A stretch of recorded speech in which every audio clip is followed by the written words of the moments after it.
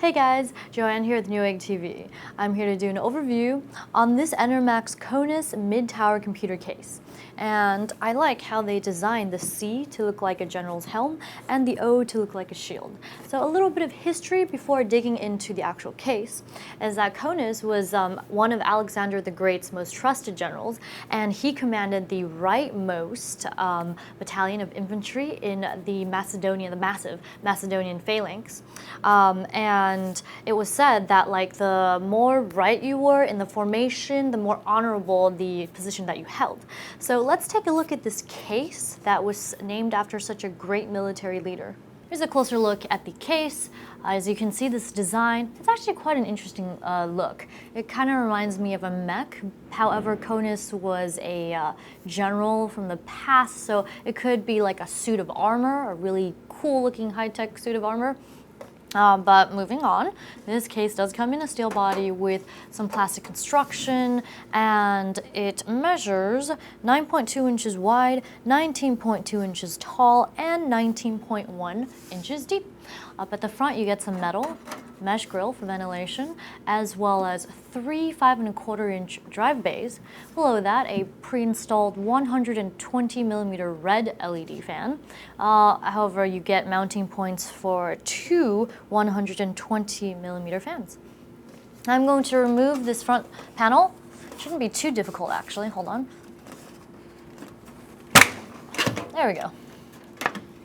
And you'll notice that you do get some foam dust filters here. And this kind of looks like a cat, right? Yeah, it looks like a cat to me. All right, inside, here is your 120mm LED fan. And no, I won't take it out, but it comes with a 3-pin connector. And up here is where your 5.25-inch drives go. On the side, you get a popped out rather large acrylic window so you can see into most of your internal goodies. On the rear, a pre-installed 120mm fan. However, this one is not LED. This is the exhaust, and the front is the intake. Let's turn it around this way. On the right side, you also get a popped out design, and what's cool about this is it gives you a little bit of more space to route your cables and all that.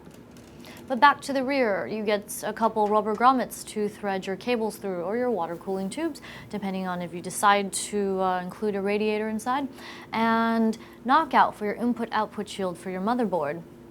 7 expansion slots, some more honeycomb ventilation like here and here, and a bottom power supply mount. At the top of the case, let's first take a look at the ports and the power reset buttons. So you get 2 USB 3.0 ports, headphone microphone jacks, and power, as well as reset button and their LEDs. Moving right along, you get a lot of mounting points here. So you can either include or install 2 120mm fans, 2 140s, or a 180mm fan. And I've done some research online, and it seems that you can also mount a 200mm fan up at the top. You can also install a 240mm radiator beneath this. However, there's not really too much space between the top of the case and the motherboard tray, so I would go with a slim radiator like the Corsair Hydro H100, but you will have to install your fans at the top. At the bottom of the case, you get these raised, round, foam-padded feet to help increase the airflow as well as reduce the vibration. And you also get some removable dust filters here and here for where your power supply sits, and there's a bottom mount for a 120mm fan, and if that's the case, then this should be a mount for a 92mm fan. Let's take a look at the right side of the case. I actually didn't mention this earlier, but this is a really cool feature. You get these tiny little handles here that helps you slide the panel off, which could be a lot less frustrating if you have a panel, for example, that jams easily or just is hard to place on.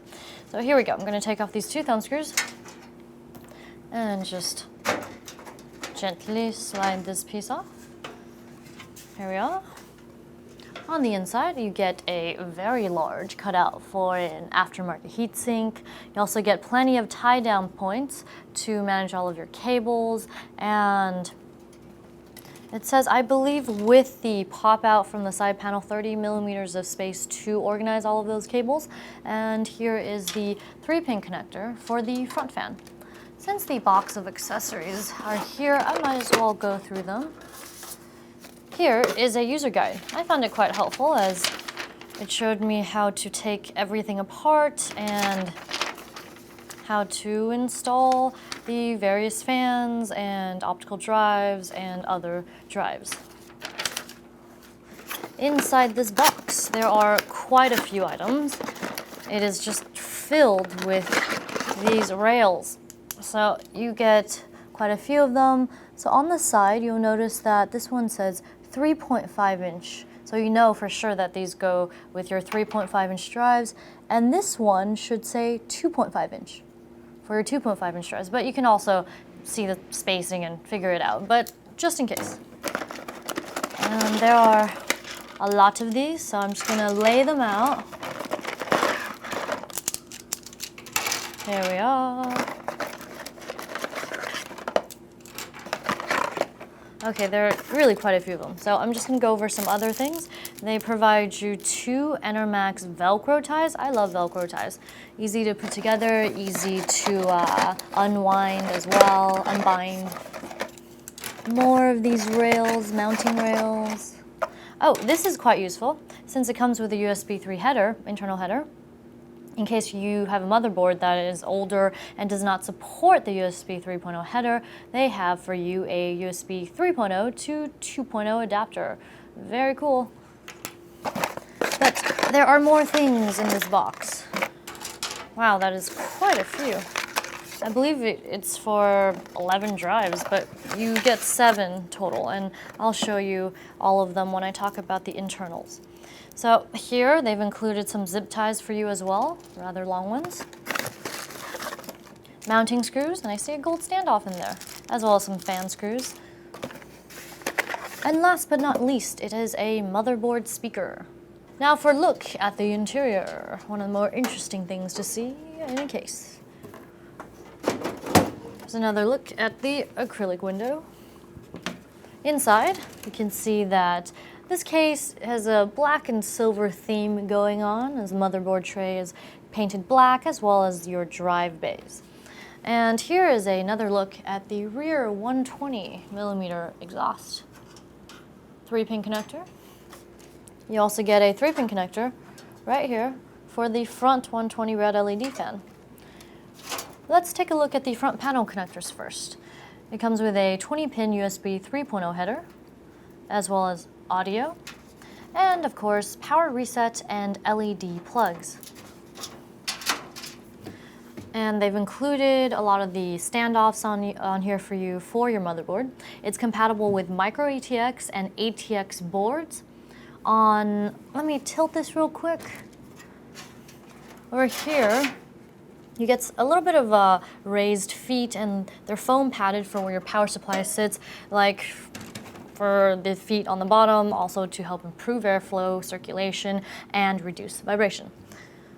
And I'm just going to take the user guide here, since it's right here, and go over some of the clearances. So for the CPU cooler height, you get 179 millimeters, and if you include a graphics card, with this cage moved to the 3.5 inch position, which is right here, then you get a clearance of 290 millimeters, but with the cage currently in the 2.5 inch drive configuration, clearance of 322 millimeters, and with this cage completely removed, 415 millimeters of clearance, which is great. And also, just for the heck of it, from the top of the case to the motherboard tray, you get 32.8 millimeters of space.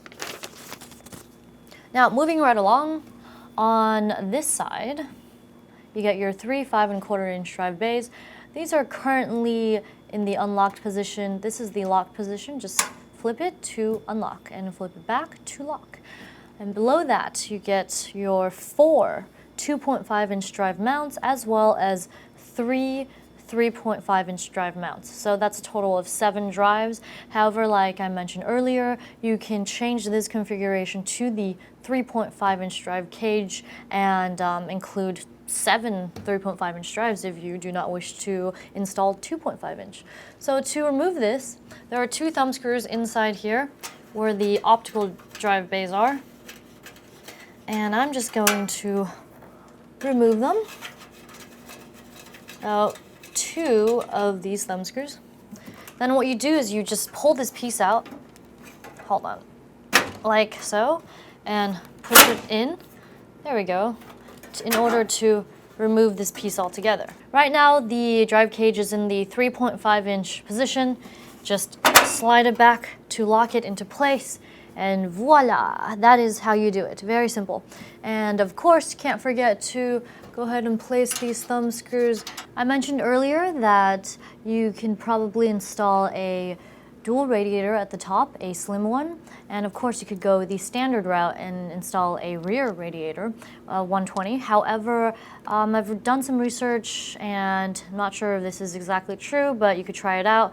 There's a mount for a dual radiator here on the side of the cage as well, but make sure that it doesn't conflict with the graphics card. Make sure you get enough clearance to install one. Here's a demo of the front 120 red LED fan.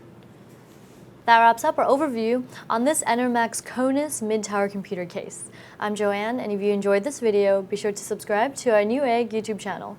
Thanks for watching Newegg TV, and we'll see you next time.